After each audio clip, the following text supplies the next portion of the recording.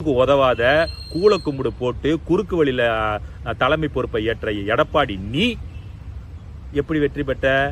அப்படி வெற்றி பெறக்கூடிய திராணியும் தெம்பு இருந்துச்சுன்னா வெக்கமா இல்ல தாவேக்காவோட வேட்பாளரை காசு கொடுத்ததுனால வாங்கினீங்க?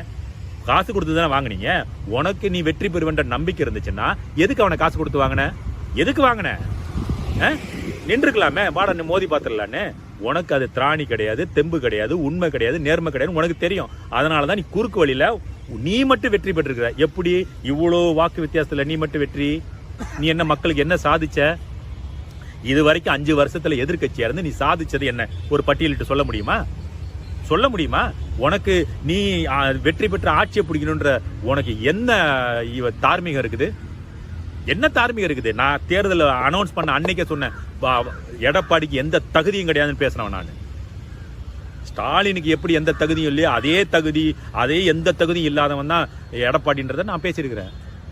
சரிங்க, திமுக இல்ல, அதிமுக இல்ல, கூட கூட்டணியில் இருக்கிற கம்யூனிஸ்ட் கூட இன்னைக்கு வந்து போறதா பேச்சுவார்த்தை நடத்திக்கிட்டு இருக்கு. ஏங்க, ரெண்டாவது நீங்க பாத்தீங்கன்னா ஒரு இனத்தையே கொன்னு குமிச்ச காங்கிரஸ் அவங்கள போய் வந்து 5 சீட்டு இருக்கு நீங்க வந்துருன்னு சொல்லி விஜய் கூப்பிடுறாப்ல.